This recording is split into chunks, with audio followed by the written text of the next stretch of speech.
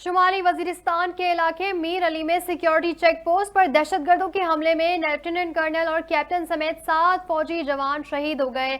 ISPR के मुताबिक दहशतगर्दों ने बारूद से भरी गाड़ी चेक पोस्ट से टकराई और इसके बाद मुतादिद खुदकश हमले किए। खुदकश हमलों के नतीजे में इमारत का एक हिस्सा गिर गया। खुदकश हमलों के दौरान 5 जवानों ने जामे शहादत नोश किया। तर्जुमान के मुताबिक शुमाली वजीरिस्तान के इलाके मीर अली में 6 दहशतगर्दों ने सिक्योरिटी चेक पोस्ट पर हमला किया। क्लियरेंस ऑपरेशन के दौरान लेफ्टिनेंट कर्नल काशिफ ने तमाम 6 दहशतगर्दों को जहन्नुम वासिल किया। ISPR के मुताबिक फायरिंग के शदीद तबादले के दौरान लेफ्टिनेंट कर्नल काशिफ और कैप्टन मोहम्मद अहमद बदर ने जाम शहादत नोश किया।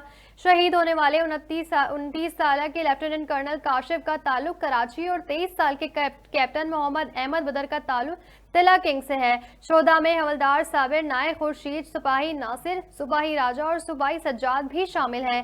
ISPR के मुताबिक पाकिस्तान की सिक्योरिटी फोर्सेस मुल्क से दहशतगर्दी की लानत को खत्म करने के लिए पुरअज़्म हैं।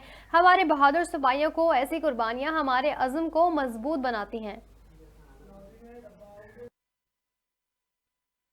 न्यूज़ स्टूडियो से फिलहाल इतना ही।